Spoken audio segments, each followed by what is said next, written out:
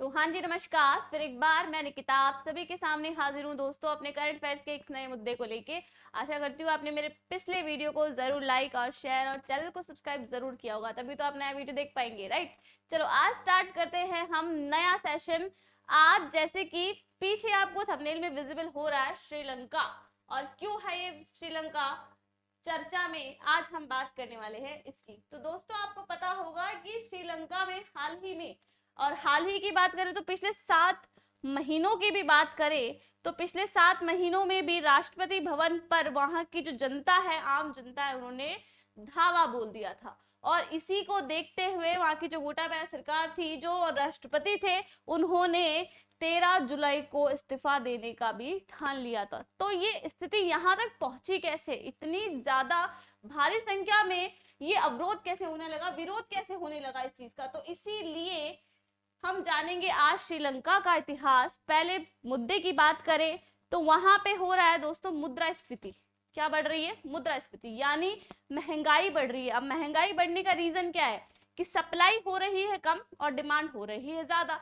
तो उस सप्लाई को रोकने के लिए, समझ रहे हो, उसको रोकने के लिए वो लोग बढ़ा रहे हैं डिमांड, और इस प्रकार से जनता और राजनीति के बीच में क्या हो रहा है, होश पोश, चाहे बात सकते हैं, ये मुद्दा हो सकता है भ्रष्टाचार का, ये मुद्दा हो सकता है आप जनता और सरकार के बीच में एक अलग कॉन्सेप्ट का। तो इसीलिए हम बात करेंगे, आइए जानते हैं श्रीलंका के बारे में। चर्चा में क्यों है मैंने आपको बता दिया है। अब हम बात करेंगे श्रीलंका के पिछले कुछ इतिहास के बारे में। तो दोस्तों बात करते हैं, इन पे कर्ज है 51 अरब डॉलर का। कितना है? 51 अरब डॉलर का। अब किसी भी देश की अगर बात करें तो विदेशी मुद्रा एक भंडार होता है सभी का, तो इनके पास है कितना? अभी अपनी आयात को चलाने के लिए कोई ना कोई अरब डॉलर या मुद्रा होती है। तो इनके पास कितनी है? 2.36 डॉलर, सिर्फ इतना ही। कर्ज कितना है? 51 अरब डॉलर का। और मुद्रा कितनी है? 2.36 मात्र। अगर बात करें $1 और श्रीलंका रुपए में डिफरेंस या फिर संबंध, तो ये संबंध आपके सामने है कि $1 बराबर श्रीलंका के रुपए में कितने हैं? 292.5। ठीक है दोस्तों, अब बात करते हैं मुद्रास्फीति की, जिस महंगाई के कारण ये मुद्दा क्रिएट हुआ है, चर्चा में आया है, उसके बारे हम बात करेंगे। तो 17.5%, यानी अगर हम बात करें डबल डेफ की, जो सबसे ज्यादा मानी जाती है, ठीक है, मुद्रास्फीति जो गलत मानी जाती है, तो वो भी अपने डबल से डबल हो रही है। ओके, तो महंगाई बढ़ रही है जो कि एशिया में सबसे ज्यादा है। इसी के कारण आम जनता निराश है, क्योंकि उनकी डिमांड पूरी नहीं हो रही है और सरकार सप्लाई नहीं कर रही है।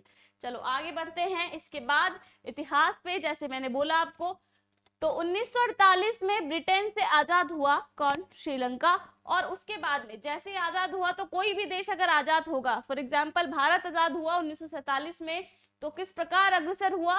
अपने विकास की ओर अग्रसर हुआ। पर श्रीलंका के सामने ये एक नई चुनौती आ पड़ी कि जैसे ही 1948 में आजाद हुआ, 1983 से 2009 तक गृह युद्ध के कारण, जो कि भारत के इधर से तमिल के लोगों में और श्रीलंका के उधर के सिंहली के लोगों के बीच में एक मुद्दा क्रिएट हुआ, ठीक है। अब जिसके कारण, इस गृह युद्ध के कारण जितना पैसा उनके पास था, जो पैसा था वो एक पैसा विकास पर लगाने की बजाय कहां लग चुका था? सुरक्षा पर, सेना की सुरक्षा पर। तो यही एक रीजन था कि उनका जो विकास की ओर बनने का एक कदम बोलते हैं हम, वो कदम इनका पूर्ण नहीं हो पा रहा था। ठीक है दोस्तों, तो इस प्रकार से इतिहास हमने देखा, इस प्रकार से हमने देखा कि उनका मुद्रा का मेन ये पैसे की जो झंझट थी वो कहां से उत्पन्न हुई। आगे इसके बाद में हम देखते हैं कि श्रीलंका की अर्थव्यवस्था की बात करें तो किसी ना किसी देश की, यानी सभी देश की अपनी एक अर्थव्यवस्था होती है, और अर्थव्यवस्था किसी ना किसी चीज पे डिपेंड होती है। तो ये जो उनकी अर्थव्यवस्था थी, वो एक तो टूरिस्ट पे डिपेंड थी, और एक था ये खुद कृषि निर्यात देश, कृषि पे थी। अब बात करते हैं आगे। तो जब ये दिवालिया होने लगा, दयनीय स्थिति में पहुंचा, तो इन्होंने क्या किया? दोनों ही चीज में, यानी 2K19 में आपको सभी को पता है 2020-19 में कोविड आया, ठीक है। उसके कारण ये टूरिज्म ये भी नहीं चल पा रहा था, और उसके बाद क्या हुआ, ना तो टूरिस्ट से हो पा रहा था, तो वो जो निर्यात था, जो पैसा था, वो अर्निंग उनकी बंद हो गई थी, रुक गई थी। तो इन्होंने क्या करा, एक प्रोजेक्ट निकाला, कृषि निर्यात भी इनका घटता जा रहा था, अतः एक हैबनटोटा बंदरगाह इन्होंने निकाला। क्या किया, एक नया प्रोजेक्ट स्टार्ट किया, हैबनटोटा बंदरगाह। इसके लिए उनको फंडिंग चाहिए होती, भाई प्रोजेक्ट स्टार्ट करेंगे तो फंडिंग प्रत्येक देश को चाहिए होती है। तो इन्होंने फंडिंग का प्रस्ताव लेकर गए किसके पास, यूएसए के पास। यूएसए सेफ खेलता है साहब, पहले ही डिनाई कर दिया, सॉरी वी कांट, क्या बोला, सॉरी हम नहीं कर सकते। तो इन्होंने उनको ये कर्ज नहीं दिया, मना कर दिया। इसके बाद ये आए भारत के पास, तो भारत इस स्थिति में उनको पैसे देने के लिए रेडी नहीं था, तो भारत ने भी इसको डिनाई किया। एंड में वो जाते हैं, इंपॉर्टेंट किसके पास जाते हैं, वो जाते हैं हमारे चीन के पास में। चीन ने पैसा इस जगह दे दिया था, क्या किया था, चीन ने इस जगह दोस्तों पैसा दे दिया था, ठीक है। जब चीन ने यहाँ पैसा दे दिया तो ये इस जगह पहुंच चुके थे कि अब वो कर्ज उनको लौटा नहीं पा रहे थे। तो क्या हो गया, ये प्रोजेक्ट हो गया फेल। क्या हो गया, प्रोजेक्ट हो गया फेल। अब हम बात करेंगे, जब ये प्रोजेक्ट फेल हुआ तो ये पैसे कहां से देंगे, नहीं दे पा रहे थे, तो इन्होंने इस बंदरगाह की लीज दे दी 99 साल की। किसी भी जगह की अगर लीज होती है 99 साल की लीज होती है, और 99 साल की लीज ही उन्होंने किसको दे दी, चीन को दे दी, क्योंकि उनका कर्ज नहीं लौटा पा रहे थे, ठीक है। तो जो एक प्रोजेक्ट था इनके नाम पे हैबनटोटा बंदरगाह, वो भी इनके पास नहीं रहा। यानी अगर खुद की मुद्रा की बात करें, खुद की कोई एसेट की बात करें, तो श्रीलंका के पास कुछ भी नहीं बचा था।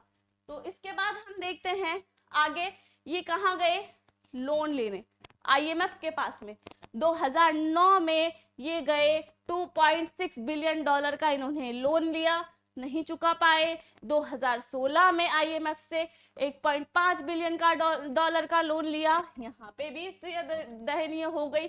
इस प्रकार से और अधिक बात करें तो 2019 में गोटाबाया राजपक्षे आई सरकार इनकी। जब इनकी सरकार आई तो किस सीटों की जब भरमार देखोगे तो ये एक तरफा इनकी जीत मानी जा सकती, या फिर बोल सकते हैं निर्विरोध, ठीक है। तो 2020 में संसद में 2025 सीटों में से 145 सीटें गोटाबाया सरकार को मिल गई थी। इससे क्या बंदे में कॉन्फिडेंट आ गया वहां पे, ठीक है, कॉन्फिडेंस आया। तो इन्होंने उस चीज का गलत यूज किया, यानी मिसयूज किस प्रकार से किया, इन्होंने अपने ही रिश्तेदारों को सत्ता संभालनी स्टार्ट की। जो भी महत्वपूर्ण पद होते हैं सत्ता में, वो अपने ही लोगों को देना स्टार्ट किया इन्हें। अब प्रधानमंत्री अपने रिश्तेदारों को भी बैठाएगा, यानी उन्हीं को बैठाया, ठीक है। इसके बाद हम बात करेंगे कि इस प्रकार से आया कोविड-19, जिसकी बात हमने अभी हाल ही में की है, कि जब पहले तो इनके पास निर्यात यानी कृषि के लिए कोई नहीं हो पा रहा था। अब बात करेंगे दूसरी इनकी अर्थव्यवस्था जिस पे डिपेंड थी, टूरिस्ट पे, अब वो भी रुक गया। किसके कारण, कोविड-19 के कारण। तो बचा खुचा जो टूरिस्ट के कारण पैसा आ रहा था वो भी नहीं आया, डेफिनेटली रुक गई अर्थव्यवस्था, फिर से दयनीय हो गई। तो क्या होगा, जनता के बीच और ये जो सरकार है इसके बीच में विरोध और बढ़ता गया, निराशाजनक स्थिति हुई, दयनीय स्थिति हुई। तो कहीं जनता धावा ना बोलते, ये जो कदम अब उठा रही है, जो 7-8 महीने पहले से उठ रहे हैं, वो शायद पहले उठा रही थी। इसीलिए जनता ने क्या किया, जीएसटी जहां 15% था वो कम करके लेके आ गए दोस्तों 8% पे। और जहां इनकम टैक्स की बात करी तो उन्होंने वो ये भी कदम ले लिया, इनकम टैक्स भी हटा दिया। अब क्या बात करें भाई कि जीएसटी तो कम कर दिया, इनकम टैक्स भी हटा दिया, लेकिन अगर बहुत सारे प्रोजेक्ट्स की बात करें तो वो प्रोजेक्ट्स भी उन्होंने वहीं रोक दिए, क्योंकि यहाँ से पैसा ही नहीं जा रहा। इनकम टैक्स हटाएंगे तो क्या होगी, सरकार के पास पैसा नहीं जाएगा, सरकार के पास पैसा नहीं जाएगा तो डेवलपमेंट नहीं होगा, डेवलपमेंट नहीं होगा तो जो रोजगार मिलता है आम जनता को वो रोजगार नहीं मिलेगा, रोजगार नहीं मिलेगा तो सैलरी नहीं मिलेगी, और सैलरी ही नहीं मिलेगी तो मार्केट से वस्तुएं खरीदेंगे कैसे, समझ में आ रहा है। तो इसके कारण ये जो असंतोष है जनता और सरकार के बीच में बढ़ता गया और आज तक थमने का नाम ही नहीं ले रहा। इसलिए जो आम जनता है उन्होंने राष्ट्रपति भवन पर क्या कर दिया, आक्रमण कर दिया, वहां जाके एकजुट हो गए, धावा बोल दिया। तो इस प्रकार से चाय और रबड़ का उत्पाद घटता गया। डिमांड पूरी करना उनके लिए बहुत बड़ी बात हो गई थी। आयात घटता जा रहा था और डिमांड बढ़ती जा रही थी। तो इस प्रकार से वो कृषि भी रुक गई, यानी वो आयात निर्यात भी रुका और जो टूरिज्म का पैसा था वो भी रुक गया। तो दयनीय स्थिति में हमारा श्रीलंका पहुंच गया, पूरी तरह से कर्जदार हो चुका है।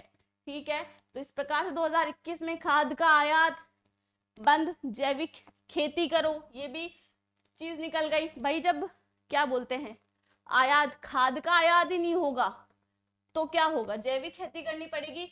यानी ये जो दोनों चीजों के लिए है, ये दोनों चीजों की डिमांड तो बढ़ रही थी, सप्लाई नहीं हो रही थी, इनका आयात अब घटता जा रहा था।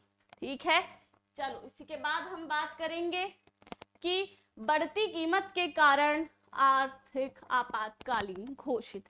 इस प्रकार से श्रीलंका इस डिमांड और सप्लाई के जंजाल में फंसती गई। आम जनता और सरकार के बीच में ये असंतोष बढ़ता गया। निर्विरोध जो सरकार बनी थी उसने भी गलत फायदा उठाया। तो इसी के कारण ये सब चीजें क्रिएट हो रही है और अब थमने का नाम नहीं ले रही है दोस्तों। तो आज के लिए बस इतना ही। हम नेक्स्ट वीडियो में मिलेंगे, इसके नेक्स्ट यानी सेकंड पार्ट में मिलेंगे और अधिक चर्चा के लिए। तब तक के लिए तहे दिल से धन्यवाद। वीडियो को शेयर, लाइक और चैनल को सब्सक्राइब जरूर करिएगा। धन्यवाद।